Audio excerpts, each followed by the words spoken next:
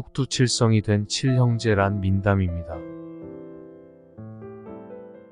경상북도 경주시 인왕동에는 월정교가 있다.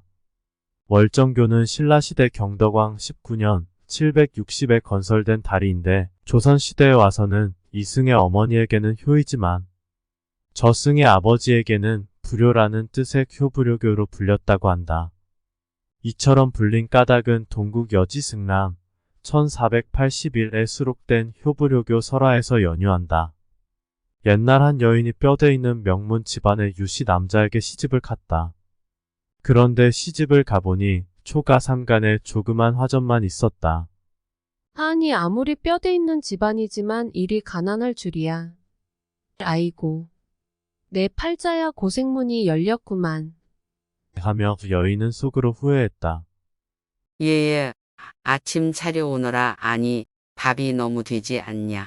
밥 하나 제대로 못 해오니 넌. 아이고, 늙으면 빨리 죽어야지. 가난한 살림보다 시어머니의 시집살이가 더 고되었지만 부부는 금슬이 좋아서 슬하에 7형제를 두었다. 그러던 어느 날 남편이 나무를 하러 깊은 산에 갔다가 곰한테 당해서 갑자기 죽게 되었다. 이 양반아 7형제를 두고 먼저 가면 어쩝니까? 어머니는 매일 밤 남몰래 눈물로 이불을 적셨다. 가뜩이나 어려운 형편의 남편 없이 형제들을 키우니 낮에는 농사일에 밤에는 삭바느질을 하며 하루하루 힘겨운 나날을 보냈다. 어느덧 10년이란 세월이 흘러 형제들은 무럭무럭 자랐다. 형제들이 장성하자 농사일을 거들고 10만리를 따라다니며 약초와 산삼을 캐 돈벌이를 하며 어머니를 도와드렸다. 어머니께서 우리를 키우느라 고생하셨으니 이제 우리 칠형제가 이를 도맡아서 살림의 보탬이 되도록 하자. 큰 형이 형제들에게 말했다. 형제들의 노력으로 집안 살림이 좋아지니 어머니는 한시름 놓고 편안하게 생활하게 되었다. 그러더니 어머니는 피부도 고와지고 얼굴이 피니 범골에서 장을 보는데 외간 남자들이 종종 추파를 던졌다. 어느 날 어머니는 긴 밤을 홀로 보내려니 잠이 오지 않는 것이었다. 이렇게 긴 밤을 평생 홀로 보내야 하는가? 이튿날 범골에서 장을 보고 다리가 없는 냇가를 건너려는데 어떤 사내가 부인 어차피 나도 건너가는 길인데 나한테 업히시오. 치마에 물이 묻잖소. 아닙니다. 괜찮습니다. 그런데 그 사내는 부인을 번쩍 들어서 등에 업고 냇가를 건넜다. 그는 범골 외딴 집에 혼자 사는 호랍이었고 둘은 눈이 맞아버렸다. 그때부터 어머니는 형제들이 잠이 들면 몰래 범골로 갔다가 동이틀 무렵 집으로 돌아왔다. 하루는 어머니가 늦은 밤 나가는 것을 눈치채고 큰아들이 몰래 뒤를 따라갔다.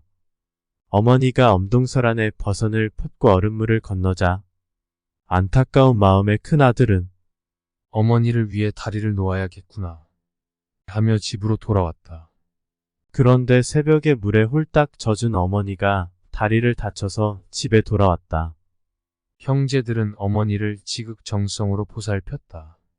그날 밤 큰형은 동생들에게 자신이 본 이야기를 했고 어머니를 위해 다리를 만들자고 얘기했다. 그러자 동생 중 하나가 아니 어머니가 어찌 그럴 수 있단 말입니까? 전 싫습니다 형님.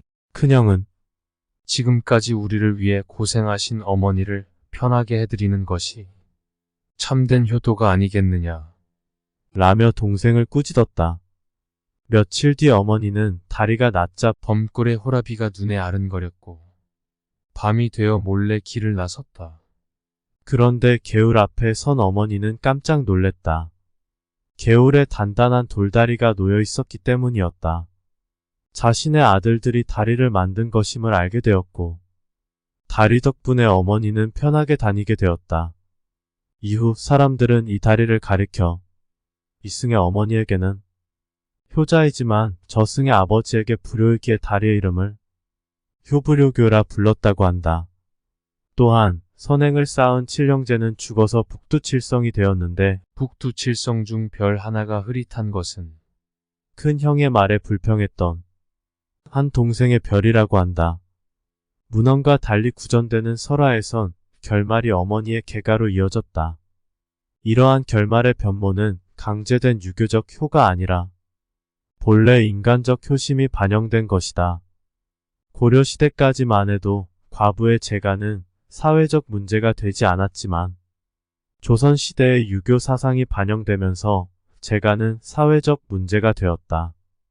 결국 성종에 이르러 재가 금지법이 만들어졌다.